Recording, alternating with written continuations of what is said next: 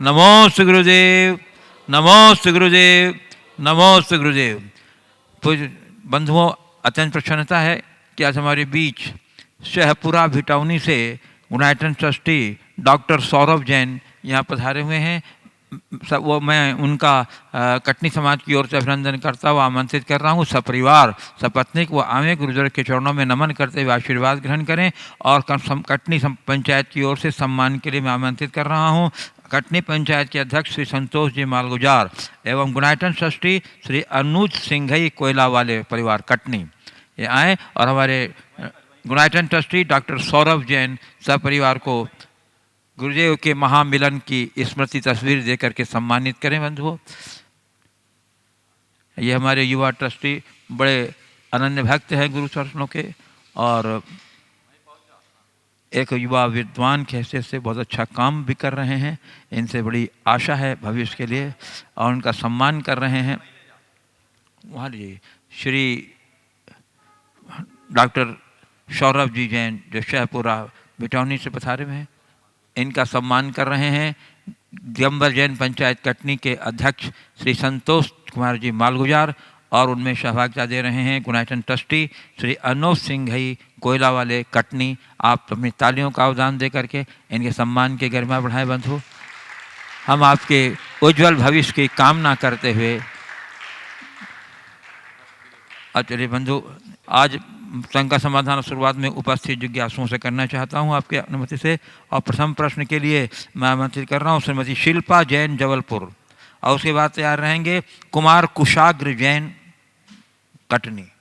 गुरुवर के चरणों में मेरे परिवार की ओर से त्रिबार नमोस्तु नमोस्तु नमोस्तु।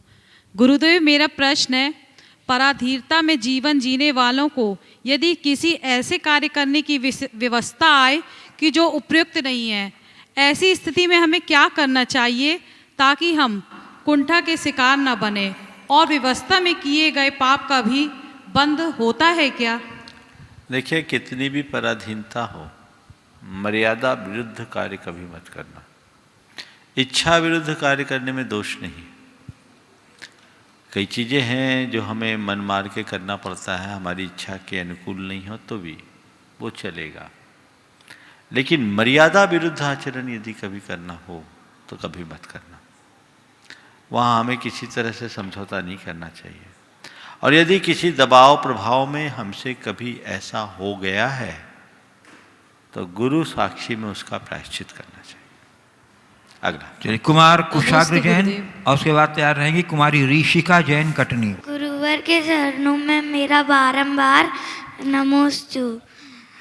गुरुवर, मेरा प्रश्न ये है कि अपने जीवन को उज्जवल कैसे बनाएं? अच्छे मार्ग पे चलो, जीवन उज्जवल बनेगा। कुमार कुशाग्र जैन और उसको बता रहेंगे कुमारी ऋषिका जैन कटनी। नमोस्तु गुरुदेव। गुरुदेव, मेरा ये प्रश्न है कि आज के एरा में पढ़ाई सिर्फ सब्जेक्ट बेस हो गई है और को करिकुलर एक्टिविटीज़ सिर्फ एक्टिविटीज़ हो गई हैं।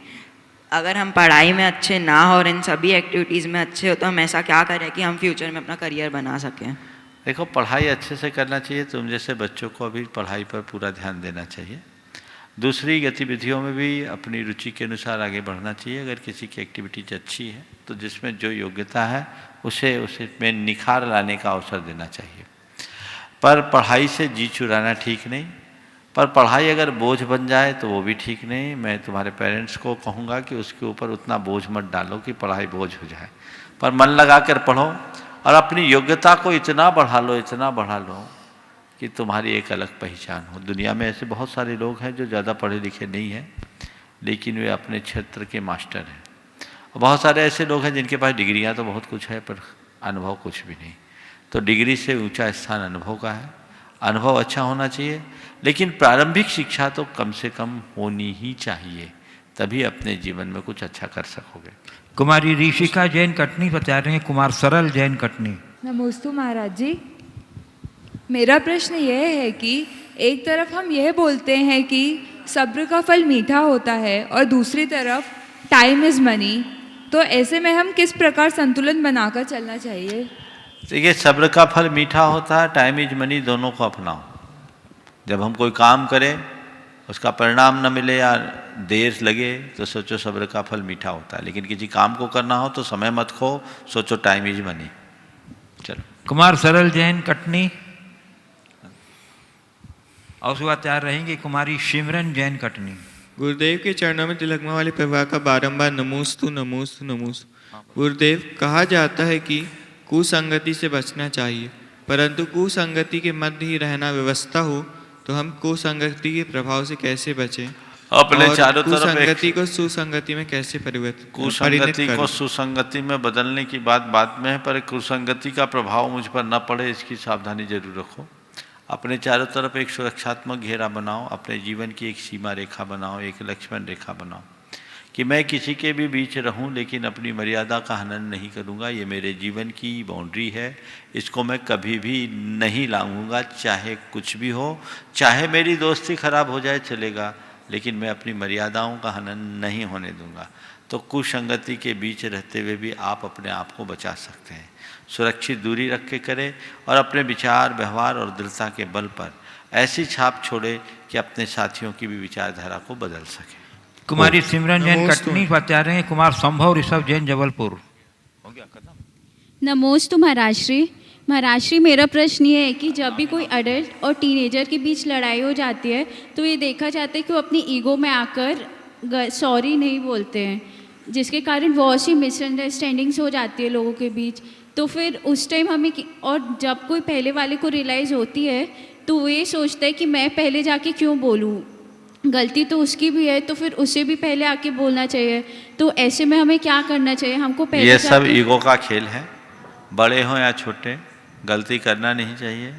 गलती हो जाए तो उसका एहसास होते ही तुरंत क्षमा मांगने का भाव करना चाहिए, तभी हम अपने जीवन को आगे बढ़ा सकेंगे, अपने संबंधों को अच्छा कर सकेंगे। यदि कोई कहता है अरे गलती मेरी नहीं है, ये क्या है?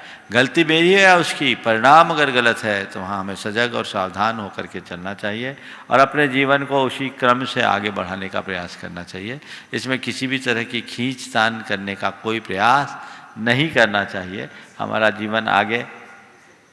जीवन उसी अनुरूप आगे बढ़ पाएगा और हम अपने जीवन को अच्छा बना पाएंगे। तो जो भी बड़े हैं, हम बड़े क्षमा क्यों मांगे नहीं।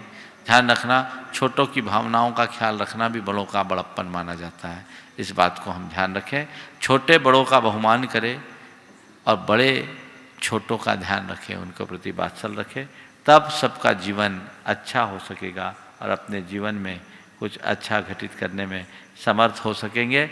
ऐसा सबको ध्यान रख करके चलते रहना चाहिए। हम आगे बढ़कर कैसे बढ़े ऐसा नहीं सोचना चाहिए। पूज्य गुरुदेव, अगला प्रश्न अंजड़ जिला बड़वानी मध्य प्रदेश से श्री अंतिम कुमार जैन का है। गुरुदेव, वो कह रहे हैं कि 80 वर्ष की विधवा माँ को उनके बेटे कहें कि हम तुमको पिछले 30 सालों से बैठे बैठे खिला रहे हैं और तुमने हमें दिया क्या है और क्या देकर जाओगी। तो ये माँ द्वारा बेटों को दिए सुसंस्कारों की कमी है या बेटों द्वारा अपनी माँ के प्रति कृतज्ञता है अथवा उनके अशुभ कर्म का उदय है। कृपया इन सब का किस पर क्या प्रभाव पड़ेगा? देखिए, इस तरह की प्रतिक्रियाएं घोर निंदनीय हैं। ये अधार्मिक ही नहीं, अमानवीय भी।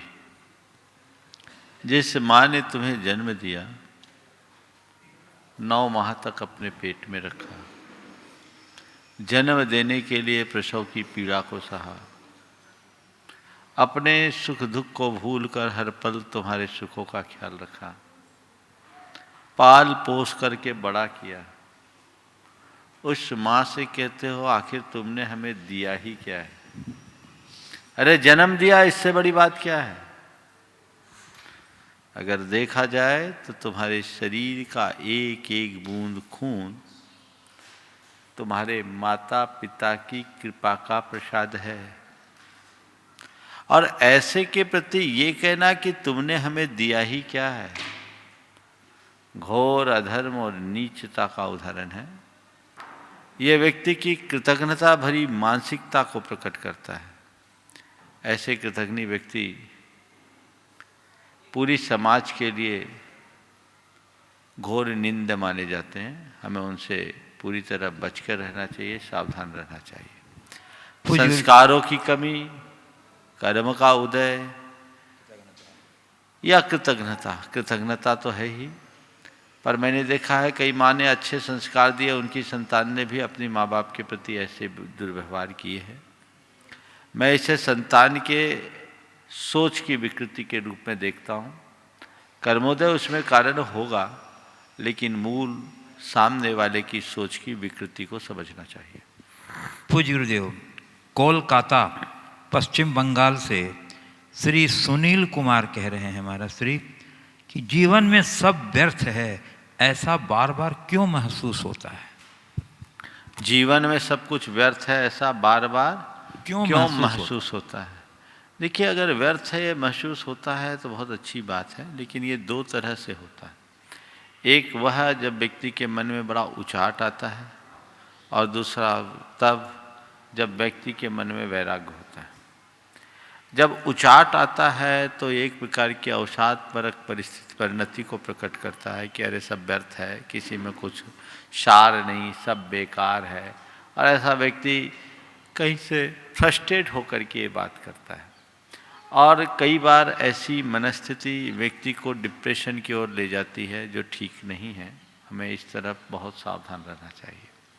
लेकिन एक स्थिति है जो वैराग्य से प्रेरित स्थिति है, जिसमें मन में भाव आता है किसी का कोई मतलब नहीं, सब व्यर्थ है, बेकार है, जीवन यूं ही ना चला जाए, ये सब जड़ है, नश्वर है, विनाशिक है, हमारे आत्मा ही शाश्वत है, उसमें ही कोई अर्थ है।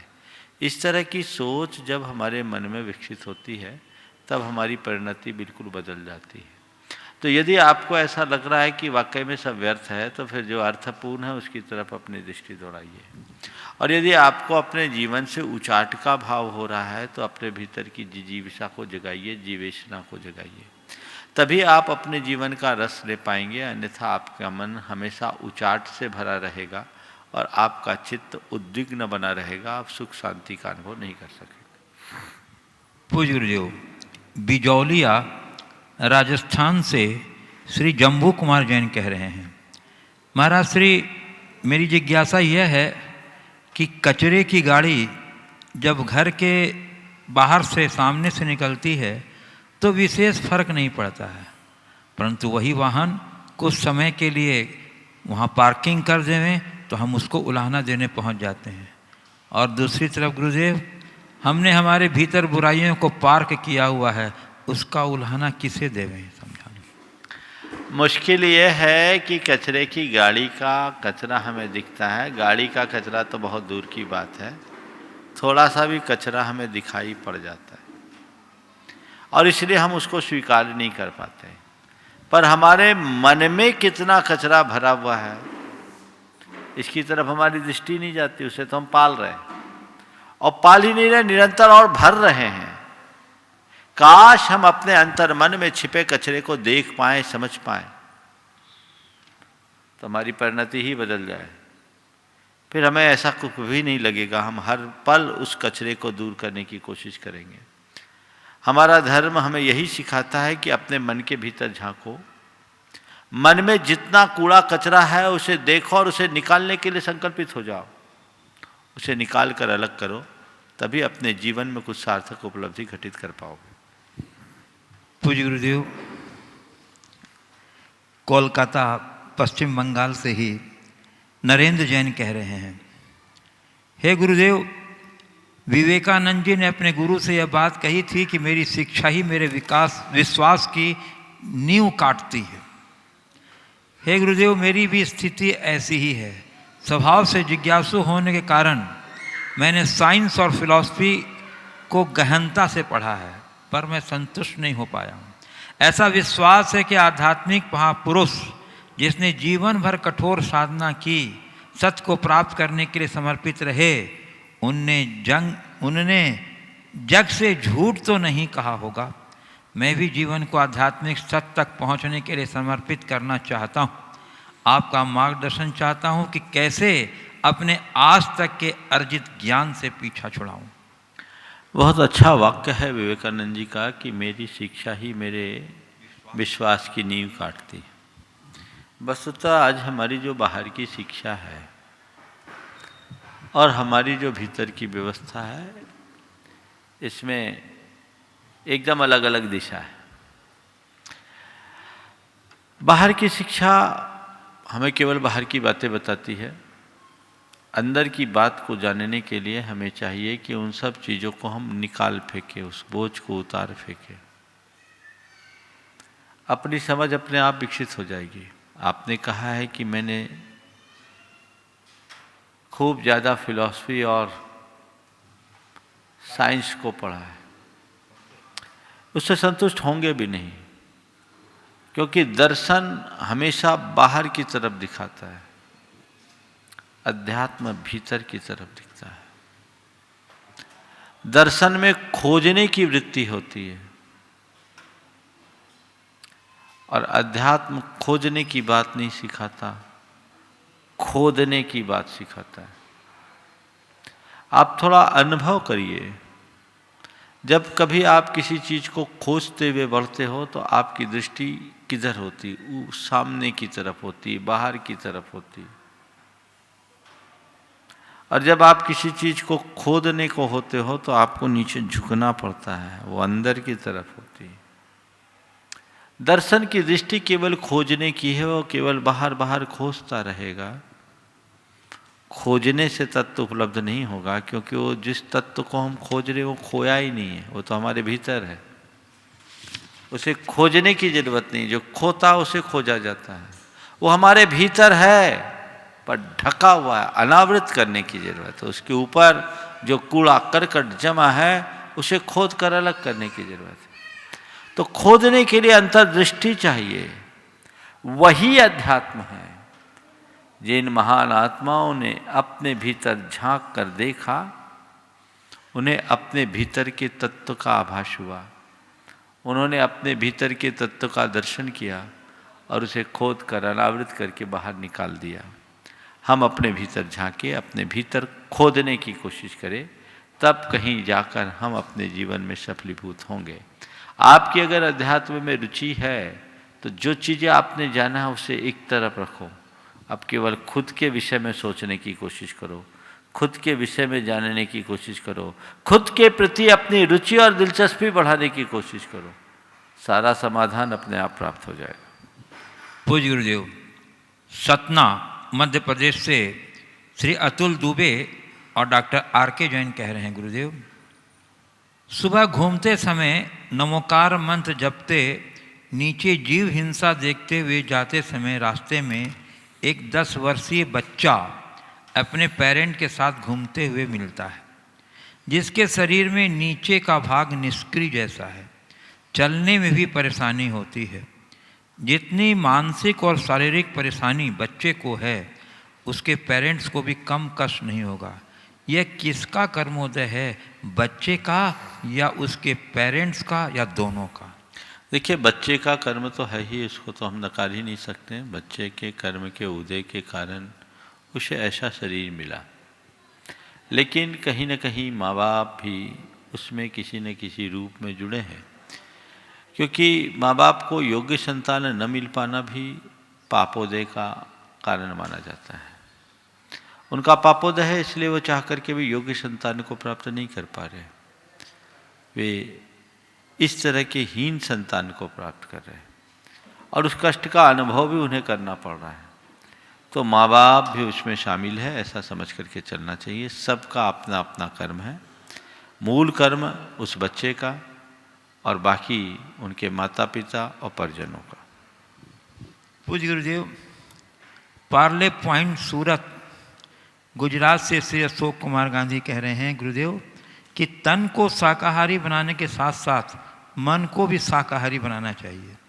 महाराज श्री, मेरी जिज्ञासा है कि हम मन को शाकाहारी कैसे बनाएं, कृपया मार्गदर्शन। देखिए, तन को तो शाकाहारी बनाना है, मन को शाकाहारी बनाने की जरूरत नहीं, मन को संस्कारी बनाना है।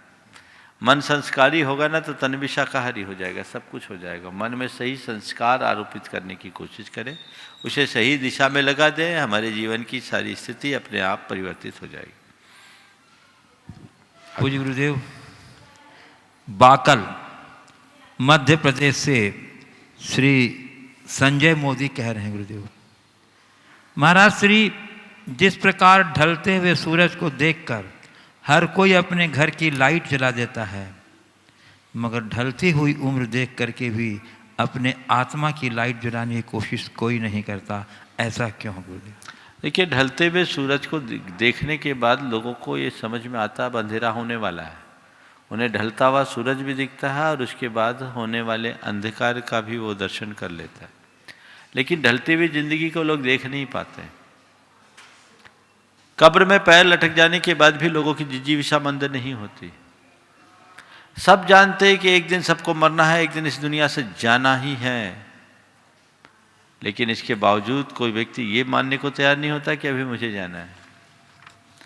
जिस पल तुम्हें यह पता लग जाए, इस बात का एहसास हो जाएगा कि अब मुझे जाना है और कभी भी मुझे जाना पड़ सकता है, उसी क्षण तुम्हारे जीवन की दिशा दशा बदल जाएगी। फिर तुम्हें ज़्यादा कुछ कहने और करने की ज़रूरत नहीं होगी। जिनने ये जान लिया कि अब मेरी उम्र ढलान पर है, अंधेरा छाने वाला है, उनने उजाला का प्रबंध कर लिया। तो ये तय मान करके चलना कि एक दिन ये सूरज ढलेगा और इससे पहले कि दिन ढले दीपक का इंतजाम करो। अगर तुम्हारे पास दिया होगा तो तुम्हें अंधेरे से जूझने का मौका नहीं आएगा, लेकिन ऐसा दिया ना हो तो तुम्हें हर पल अंधेरा से जूझना पड़ेगा। इसलिए हम जीवन की इस ढलान को समझने की कोशिश करें, हर पल जागृत रहे, तभी आप अपने जीवन के लिए कुछ अच्छा करने में समर्थ होंगे। श्री कुछ यहाँ उपस्थित जिज्ञासु हैं, मैं उनको आमंत्रित कर रहा हूँ। प्रथम प्रश्न के लिए श्री मगन कुमार जैन, महामंत्री धर्म प्रभावना समिति कटनी। और जब तक गुरुदेव ये आ रहे हैं, एक प्रश्न श्री सेठ सुभाष जी जैन, निदेशक धर्म प्रभावना समिति का है गुरुदेव। ये कह रहे हैं कि महाराज जी, आज लोग चाहे संसार हो या धर्म हो, बिना दृढ़ता बनाए कि हमें कहाँ क्या करना है, अपना काम करते हैं। महाराज जी, वो जो पाना चाहते हैं वो कैसे अपने बिना लक्ष्य के पाना चाहते हैं, कैसे पा सकते हैं? देखिए, ठोस लक्ष्य के बिना किसी भी तत्व की उपलब्धि नहीं हो सकती। ये एकदम स्पष्ट अनुभूत सत्य है। जिनका कोई ठोस लक्ष्य नहीं, वे कभी अपने लक्ष्य को पा ही नहीं सकेंगे, अपने जीवन के उद्देश्य की पूर्ति नहीं कर सकेंगे। इसलिए अपने जीवन में उद्देश्यों की पूर्ति करना है तो सही लक्ष्य बनाएं और उसी दिशा में आगे बढ़ने की कोशिश करें। निरंतर प्रयत्नशील रहें, निरंतर प्रयासशील रहें, तब आप अपने जीवन में कुछ कर पाएंगे, अन्यथा कुछ भी हासिल होने वाला नहीं।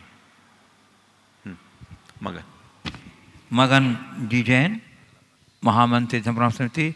और अगले प्रश्न के लिए गुरुदेव के चरणों में बारंबार नमोस्तु। गुरुदेव, समय समय की बात है और समय का फिर टीवी में देखने लगे साधारण से लोग। मुनिवर गुरुजी, आपके अंतर्राष्ट्रीय ख्यातिलब्ध शंका समाधान के माध्यम से आज समाज का साधारण व्यक्ति यहाँ आकर अपने शंका का समाधान पाता है। आपके पावन चरण पढ़ते ही जहाँ इस क्षेत्र की भूमि पवित्र हुई, वहीं दूसरी तरफ हमारी धर्म प्रभावना समिति एवं दिगंबर जैन पंचायत महासभा धन दान से परिपूर्ण हुई। वर्षों से लंबित बाउंड्री वाल का निर्माण भी शुरू हो गया। ये इतना विशाल सभागार जिसमें 500-600 व्यक्ति बैठकर धर्म लाभ ले सकते हैं, उसका भी निर्माण हो गया। हे गुरुदेव, मेरा प्रश्न ये है कि सामाजिक एवं धार्मिक उत्तरदायित्वों को वहन करने वाली वर्तमान पीढ़ी अब रिटायर हो रही है और नवीन पीढ़ी इस ओर उदासीन है। इसके संबंध में उसके संबंधी सोच का भी अभाव है। तो गुरुदेव, आगे चलकर धर्म एवं सामाजिक उत्तरदायित्व का वहन किस प्रकार हो पाएगा, कृपया बताएं। देखिए, ये सवाल बहुत गहरा है। हर व्यक्ति को चाहिए कि वह समाज में लगनपूर्वक काम करे और दूसरी पंक्ति को पहले से तैयार रखे। मैंने कई जगह देखा है कि हमारे समाज में दूसरी पंक्ति खड़ी नहीं हो पाती।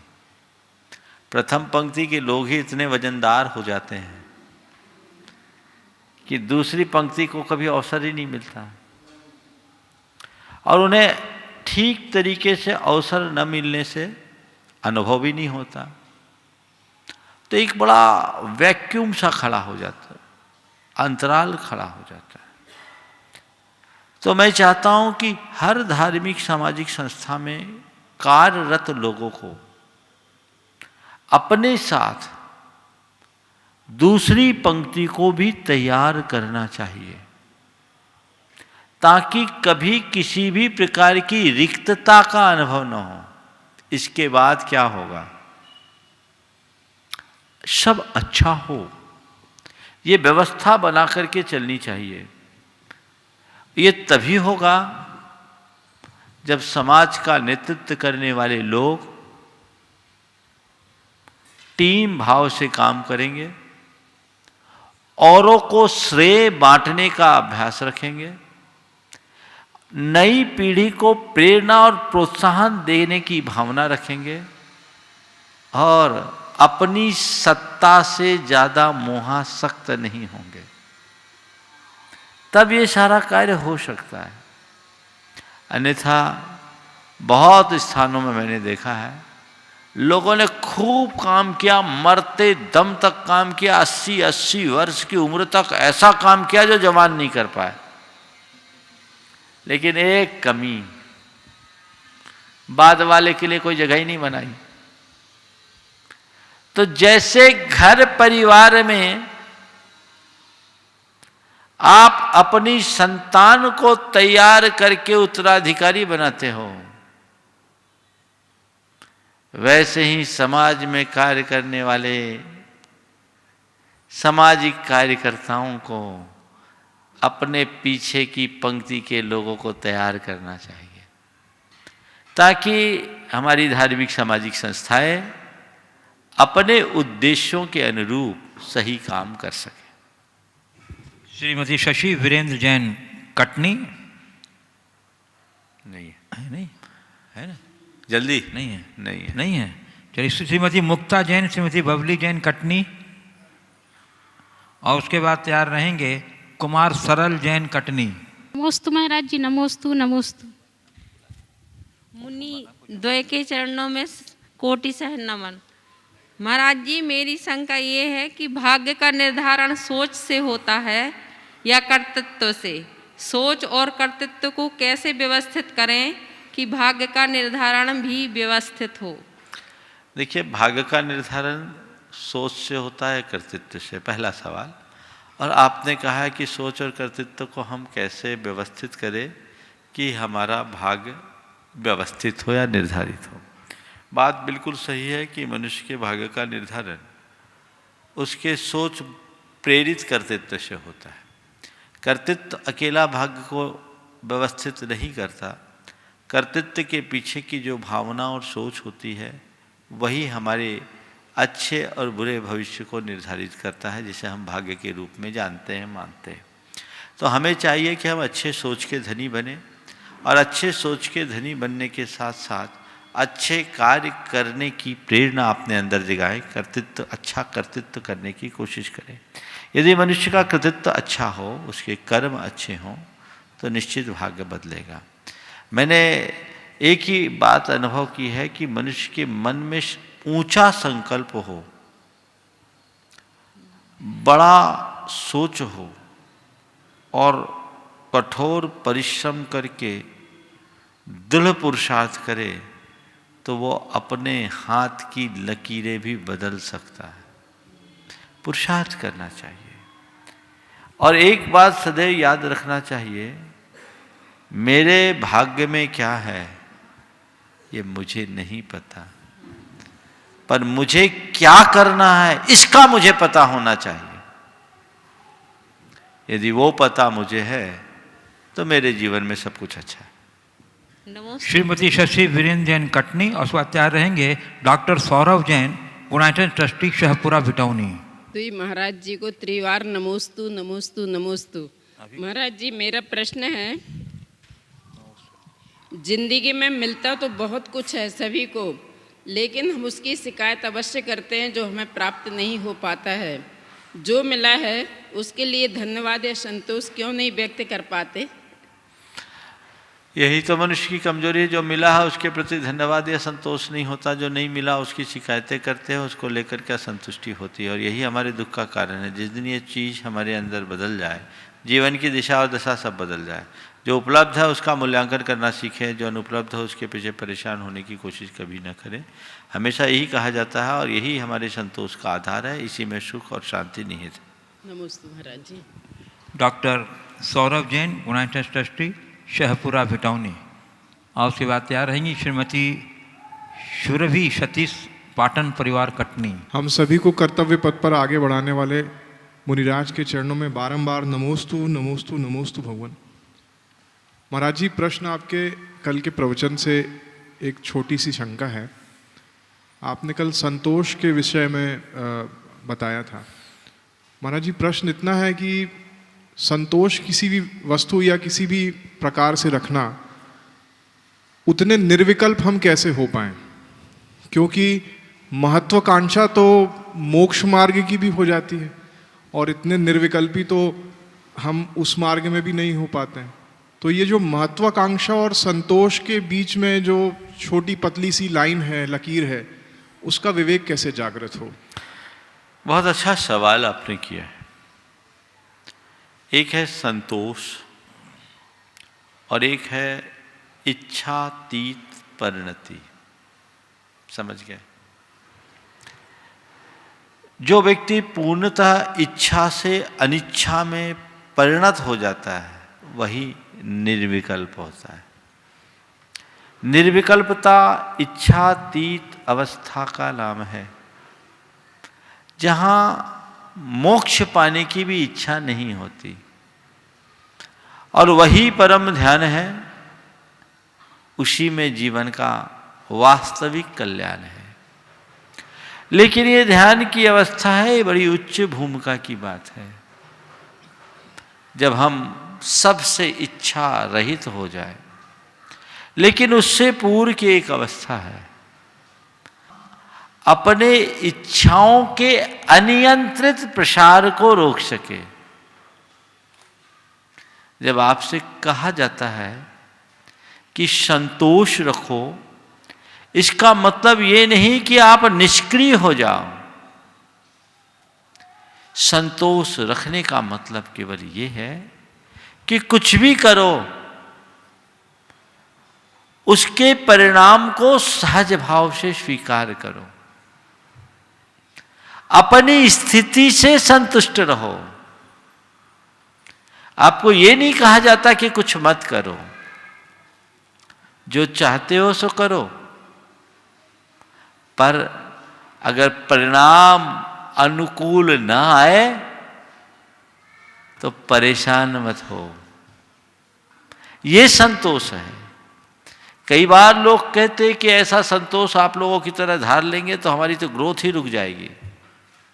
नहीं, अगर संतुष्टि के साथ आप आगे बढ़ेंगे तो सही ग्रोथ करेंगे। मैं थोड़ी सी बात को अलग संदर्भ में बोल रहा हूं और इसे थोड़ा समझने की कोशिश करूं। एक व्यक्ति है, अपने किसी लक्ष्य को आगे लेकर के बढ़ रहा है और काफी आगे बढ़ा है, पर उसको उसमें संतोष नहीं है और असंतुष्ट होकर के रोज रोज नए नए प्रयोग कर रहा है, रास्ता बदल रहा है। क्या वो अपने लक्ष्य तक पहुंच पाएगा?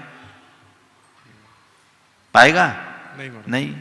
और एक दूसरा व्यक्ति है जो धीरे धीरे अपने लक्ष्य को पाने के मार्ग में निकला है, निरंतर आगे बढ़ रहा है, वांछित गति नहीं है, फिर भी आगे चलने से उसे संतोष है। उसे लग रहा है कि आज मेरे पैरों में इतना बल नहीं है, पर मैं धीमी गति से चल चल करके भी अपने गंतव्य तक पहुंच जाऊंगा। मुझे यही रास्ता पकड़ना है, अब रास्ता नहीं बदलना है। धीमी गति से ही सही, मुझे इसी रास्ते पर चलना है। इसके मंजिल तक पहुंचने में कोई संशय है? नहीं महाराज। बस यही संतोष है। जो असंतुष्ट होते हैं वो रोज अलग अलग रास्ता अंगीकार करते हैं, वो भटकते हैं, वो खुद में बेचैन होते हैं। और संतुष्ट व्यक्ति का चित्त बड़ा शांत होता है। जिसके अंदर शांति होती है वही सहज होता है, जो सहज होता है वही सकारात्मकता को विकसित कर पाता है। और सहजता और सकारात्मकता से ही हम अपने भावी जीवन के लिए अच्छे निर्णय और संकल्प पूरे कर सकते हैं, कुछ आगे बढ़ सकते हैं। इसलिए असंतोष एक मानसिक ज्वर है जो हमें निरंतर अतृप्ति की आग में झुलसाता रहता है। और संतोष वह रसायन है जो हमारे मन में सहज तृप्ति और आनंद को प्रकट करता है। तो संतोष लेकर के चले, असद इच्छाओं के अनियंत्रित प्रसार को रोके, और जो कर रहे हैं वो पूरी ताकत से करे, उसके परिणाम को सहज भाव से स्वीकार करें। श्रीमती सुरभि सतीश पाटन कटनी, और उसके बाद तैयार रहेंगी कुमारी अदिति जैन कटनी। द्वय मुनि राजों जी के चरणों में त्रिवार नमोस्तु। मुनिश्री जी, हम जीवन में अपना किसे कहें? हमें जन्म दूसरों ने दिया, भले ही वो व्यवहारिक जीवन में हमारे माता पिता हैं, रोजगार भी हमें दूसरे देते हैं, शिक्षा भी हम दूसरों से, गुरुओं से ग्रहण करते हैं, और शमशान तक भी हमें दूसरे ही ले जाते हैं। फिर हम अपने इस जीवन में अपना किसे कहें? कृपया समाधान कीजिए। बस इतनी बात समझ लो तो बताने की जरूरत ही नहीं पड़ेगी। समझ गए, है ना? सब दूसरे कर रहे हैं लेकिन उसके बाद भी समझ नहीं पा रहे। शरीर भी दूसरों का दिया हुआ, संस्कार भी दूसरों ने दिए, संपत्ति भी दूसरों के सहायता से मिली, शिक्षा भी दूसरों के कारण, और शमशान पहुंचाने वाले भी दूसरे हैं। अपना क्या है? केवल मनुष्य के मन का अहंकार। वही है ना जो एक भ्रम है। जिस दिन इस सत्य को जाने लोगे सब सपना लगने लगेगा। नमोस्तु गुरु। कुमारी अदिति जैन कटनी, और उसके बाद तैयार रहेंगी श्रीमती सविता जैन जबलपुर। गुरुवर के चरणों में मेरा और मेरे परिवार की तरफ से त्रिवार नमोस्तु नमोस्तु नमोस्तु। महाराज श्री, मेरा प्रश्न ये है कि हमने बहुत सारे मोटिवेशनल स्पीकर्स को सुना है, बहुत सारे महाराजों के प्रवचन सुने हैं। सभी हमें ये बताते हैं कि जब हमारे सामने कोई प्रश्न खड़ा हो तो उसका जो उत्तर होता है वो हमारे अंदर ही छुपा होता है और हमें उसको ढूंढना चाहिए। पर महाराज जी, सच में रियलिटी में तो ऐसा होता है कि जब वो प्रश्न आता है तो हम घबरा जाते हैं, हमें समझ नहीं आता है कि हम आगे क्या करें। तो महाराज जी, मैं पूछना चाहती हूँ कि इस समय में हम इस प्रश्न का उत्तर कैसे खोजें और समता भाव कैसे बना के रखें?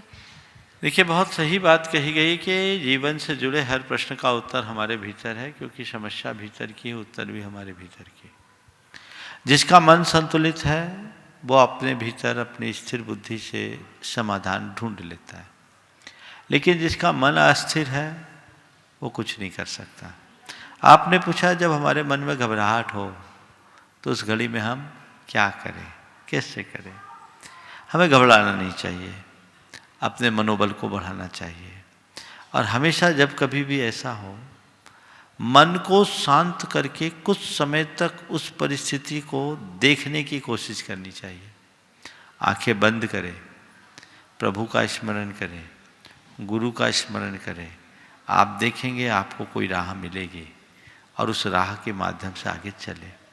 यदि कदाचित प्रारंभिक भूमिका में ऐसा नहीं होता तो जिन्हें आप अपना बड़ा स्नेही और आत्मीय मानते हैं, या जिन्हें आप अपने गुरु या मार्गदर्शक के रूप में आपने चुना है, जिनके सामने आप अपने हृदय की बात कहने में कोई संकोच महसूस न करें, उनके समक्ष अपनी बात को प्रकट करें तो काफ़ी कुछ परिवर्तन हो सकता है। उनका मार्गदर्शन भी आपके लिए आगे का रास्ता दिखा सकता है।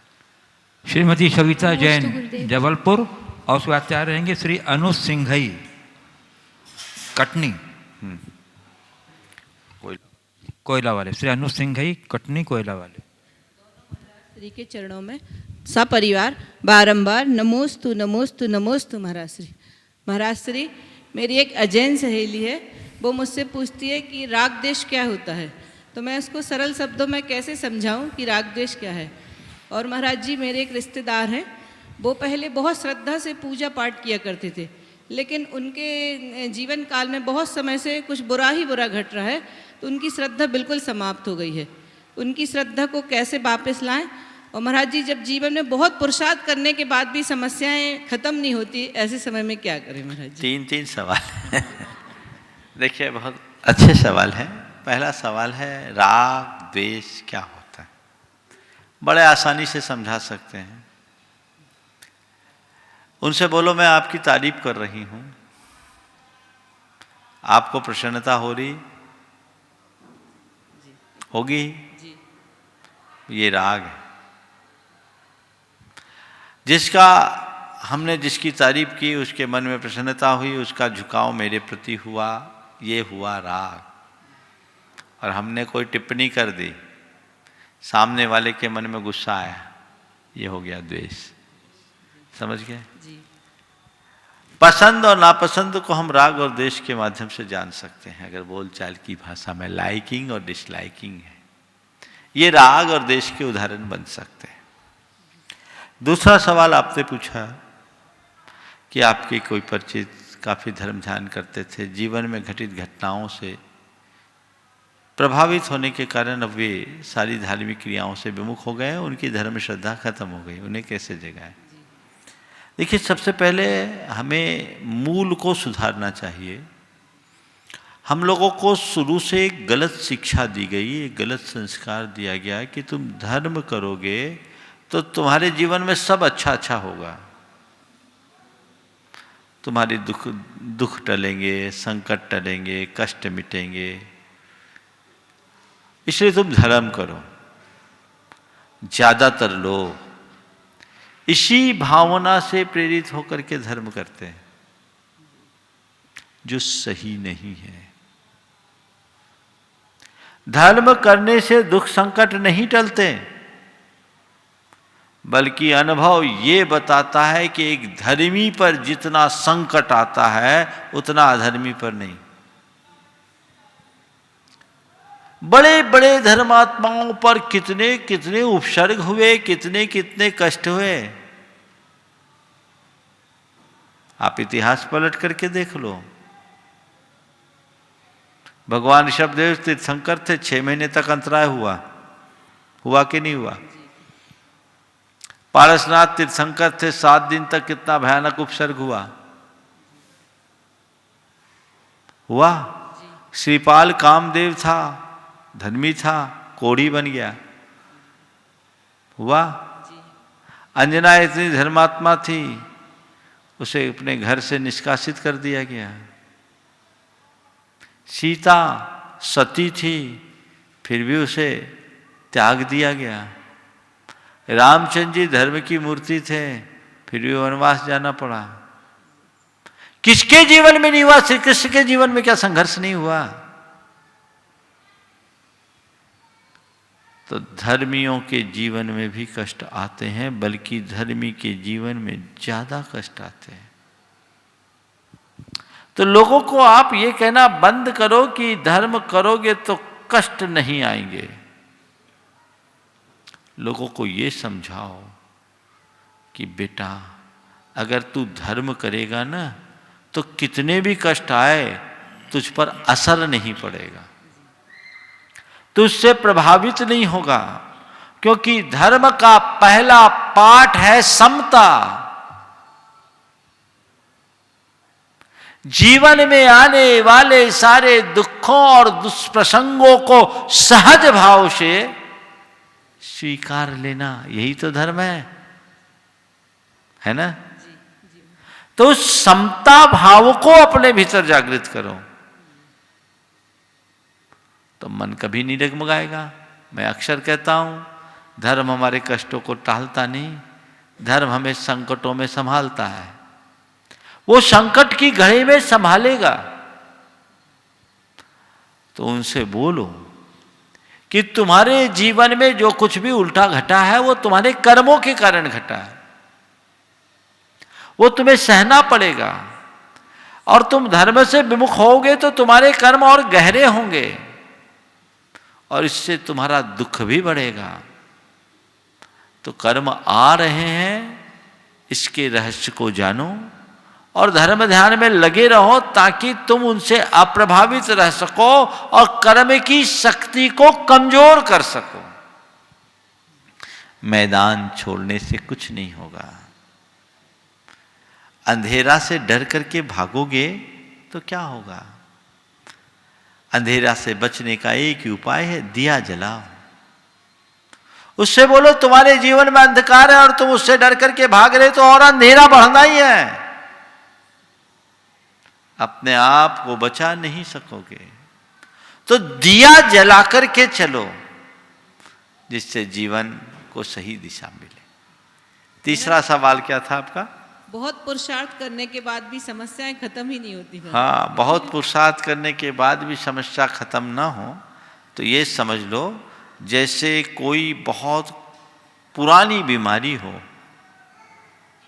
लंबे अरसे से दवाई लेने के बाद भी आराम नहीं मिले तो आप क्या करते? दवाई खाना बंद करते हैं कि स्वास्थ्य लाभ की अंतिम संभावना तक दवाई लेते रहते हैं?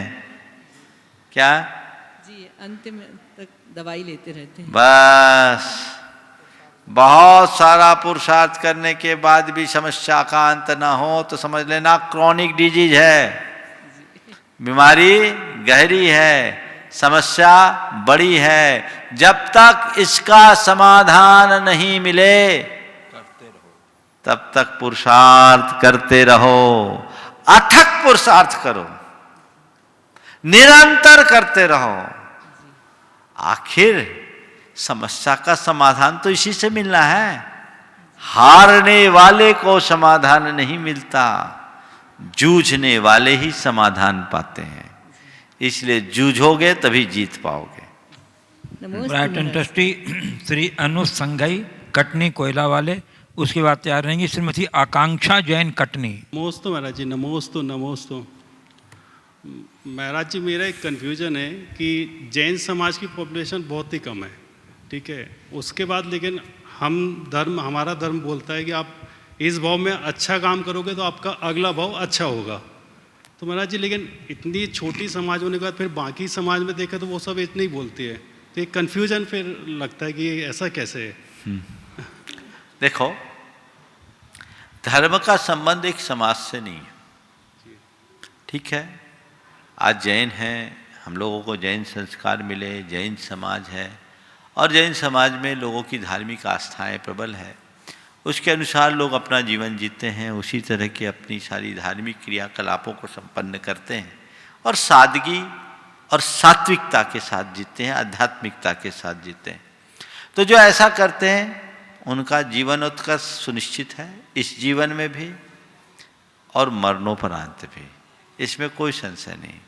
लेकिन इसका मतलब ये नहीं कि ऐसा करने वाले केवल जैन ही ऐसा करते हैं। बहुत सारे ऐसे लोग भी हैं जो जन्मना जैन नहीं है, पर उनके जीवन में भी ये सात्विकता है, सादगी है, आध्यात्मिकता है, वे भी तो अपने आप को आगे बढ़ा सकेंगे।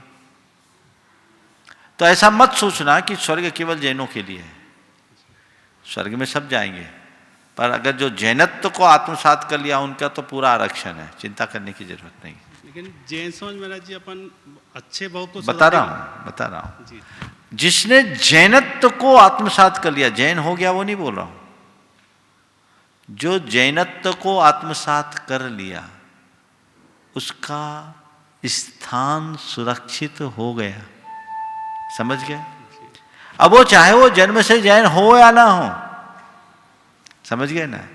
इसलिए इस बात को लेकर के कुछ मत सोचो कि हम थोड़े ही से लोगों से संसार की व्यवस्था कैसे चलेगी। संसार में हमेशा अच्छाइयाँ भी रही है, बुराइयाँ भी रही है। अच्छाइयों से जीवन का उत्थान होता है, बुराइयों से जीवन का पतन। इस बात को हम समझें। और एक बात और, हमें इस धारणा से कोई काम नहीं करना चाहिए कि इससे मरने के बाद हम सद्गति को पाएंगे। हमें तो इस भावना से काम करना चाहिए कि ऐसा करने से हम आज ही अपने जीवन का कल्याण कर सकेंगे, आज अपने जीवन को आनंदमय बना सकेंगे, आज अपने जीवन को अच्छा और बेहतर बना सकेंगे। हमारा आज अच्छा होगा तो आने वाला कल भी अच्छा ही होगा, और आज बुरा तो कल तो बुरा होना ही है। इसलिए ई भाव सुधारने के लिए धर्म करो। अब तुम थोड़ा दूसरी दृष्टि से देखो, जैन तुम्हें संख्या में कम लगते हैं, लेकिन जितने भी जैन जो पूरी तरह से अपने आचार और विचार में जैनत्व को रखते हैं, उनकी जीवन शैली तुम्हें कैसी दिखती है? शांत, सुखी, प्रसन्न, खुशहाल दिखती कि नहीं? यही तो जैन धर्म का महात्मा है। तो तुम जैन जीवन शैली को अपनाओ और सदाबहार खुश रहने का रास्ता पाओ। यही हमारा मार्ग है, और जब यहाँ अच्छा रहेगा तभी आगे अच्छा हो पाएगा। जिसका लोक खराब उसका परलोक भी खराब होगा। मैं अक्सर कहता हूँ, इहलोक सुधारने के लिए धर्म करो, परलोक के लिए नहीं। परलोक सुधारने के लिए किया जाने वाला धर्म उधार का धर्म है, इहलोक सुधारने के लिए किया जाने वाला धर्म ही नगद धर्म है। इसलिए नगद का काम करो, उधार में उधार नहीं। समझ गए? श्रीमती आकांक्षा जैन कटनी तैयार रहेंगे। नमोस्तु गुरुदेव, मेरा प्रश्न ये है कि प्राय ये कहा जाता है first impression is last impression, पर किसी कारण से किसी व्यक्ति का फर्स्ट इम्प्रेशन अच्छा ना हो तो क्या उसे इतनी जल्दी उसके प्रति कोई राय बना लेनी चाहिए? देखिए, जल्दी में किसी की राय बनाना जल्दबाजी होती है, लेकिन एक बार अगर पहली बार में अच्छी राय बनती है तो उसको अंक मिलते रहते हैं। इसलिए हमें किसी भी व्यक्ति को से बहुत जल्दी प्रभावित नहीं होना चाहिए, और एक ही बार में जल्दी से उसके विषय में कोई निर्णय लेकर के राय नहीं बनाना चाहिए। उसके विषय में अच्छे से समझकर भरोसा करना चाहिए और उसी अनुरूप आगे बढ़ना चाहिए। और यदि किसी व्यक्ति से एक बार गलती हो जाए और वो बाद में उसे सुधारता है तो उस संभावना को देखते हुए उसकी तरफ भी अपनी दृष्टि रखनी चाहिए।